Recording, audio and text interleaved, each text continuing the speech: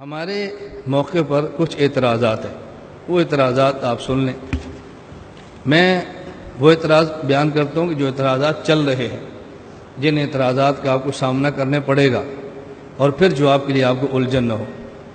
سب سے معروف، سب سے بڑا اور غیر مقلدین کی طرف سب سے اہم اعتراض یہ ہے، اگر اللہ تعالیٰ ہر جگہ پر ہیں تو کیا اللہ تعالیٰ بیت الخلاء میں بھی ہیں؟ الیاذ باللہ۔ اور یہ وہ اعتراضات جو ہیں جو میں نے اپنے کانوں سے سنے ہیں، اپنی آنکھوں سے پڑھے ہیں۔ اگر اللہ تعالیٰ عرش پر ہے تو کیا سینما میں بھی ہیں؟ اور بیان کے دوران، اللہ معاف فرمائے، بیان کے دوران ایک خطیب کہہ رہا ہے اللہ پاک ہر جگہ پر ہے، یار دیکھنا کہ میری کرسی کے نیچے تو نہیں ہے۔ الیاذ باللہ، الیاذ باللہ، اللہ ہم سب کی حفاظت فرمائے۔ یہ ایسی بحثیں ہیں کہ جس کو بیان کرتے وقت بھی انسان کے پسینے چھوٹتے ہیں۔ ہماری مجبوری ہے، اس کو بیان کی بغیر کوئی چارہ نہیں ہے۔ کلیجہ منہ کو آتا ہے، انسان ہمت نہیں کرتا خدا کی ذات کے بارے میں ایسی بحثیں کرے، لیکن نہ سمجھائیں تو پھر عوام کا عقیدہ بچے گا کیسے؟ نہیں سمجھائیں گے تو امت کو بچائیں گے کیسے؟ میرے درد کو سمجھیں، میں کیسے آپ کو سمجھاؤں؟ ہم الزام بھی سنتے ہیں، گالیاں بھی سنتے ہیں، اپنے خلاف بہتان بھی سنتے ہیں، اور پھر بھی لگے ہوئے۔ جب ہمیں اپنے ہی کہیں گے یہ کوئی عقیدہ بیان کرنے والا تھا، ان کو حیا نہیں آتی، خدا کی ذات کے بارے میں عوام میں ان نے زیر بحث بنایا ہوا ہے، کتنا مشکل ہے۔ اور ہم ایک لفظ اپنے خلاف پھر بھی نہیں بولتے، سنتے رہتے ہیں۔ کیوں؟ ہماری مجبوری ہے۔ اگر اس عقیدے کو یوں بیان نہیں کریں گے تو عوام کو بچائیں گے کیسے؟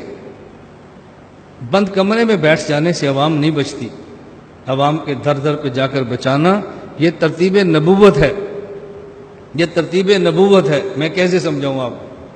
مجھے آپ 1.25 لاکھ انبیاء علیہ السلام میں سے کسی ایک نبی کا نام لے کر بتائیں جو عوام کے دروازے پر نہ گیا ہو، جو عوام کے پاس چل کر نہ گیا ہو۔ یہ ترتیب نبوت ہے۔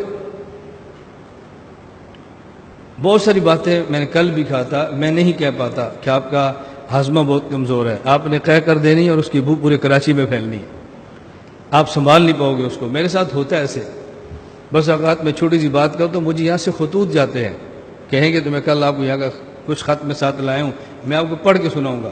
میں کتنی باتیں سنتا ہوں، لیکن اللہ کے لیے خاموش رہتا ہوں کہ میں نے کام کرنا ہے، اور اس کام پر میں اتنی گالیاں سنتا ہوں آپ اندازہ نہیں کر سکتے، لیکن میں کبھی گالی کے جواب نہیں دیتا، بس ہنس کر ٹال دیتا ہوں۔ چھوڑو یار، اللہ کے لیے کام کرو۔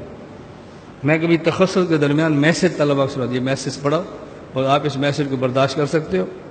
جو مجھے میسج ملتے ہیں میں قسم اٹھاؤں تو ہانے سے نہیں ہوں، میں کم از کم مسجد میں بیٹھ کر میسج آپ کو پڑھ کے نہیں سنا سکتا۔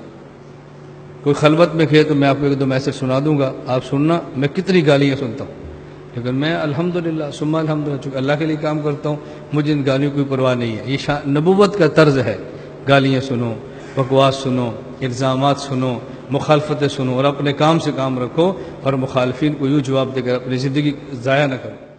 لا الہ الا اللہ، لا الہ الا اللہ، لا الہ الا اللہ، ما لنا رب سوا۔